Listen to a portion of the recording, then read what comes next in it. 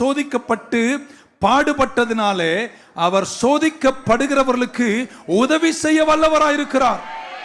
இப்ப அவர் ஏங்க வனாந்தரத்தில் ஆவியானவரால் நடத்தப்பட்டார், பிசாசினால் சோதிக்கப்பட்டார், சோதனை அவர் ஜெயித்தார். ஜெயித்ததனால் அவர் வல்லமையுள்ளவராய் மாறினது மட்டுமல்ல, உங்களுக்கு நீங்க வாழ்க்கையில கஷ்டப்படும் போது, துன்பப்படும் போது, சோதிக்கப்படும் போது, வழுக்கும் போது அங்க வந்து நின்று எங்க அம்மா மாதிரி பேச மாட்டாரு, உனக்கெல்லாம் அவ்வளவு தேவடான்னு சொல்ல மாட்டார். மாறாக உனக்காக பரிதபித்து உன்னுடைய வீழ்ச்சியில, உன் கஷ்டத்துல, உன் சோதனையில உனக்கு துணையாய் நிற்பதற்காக.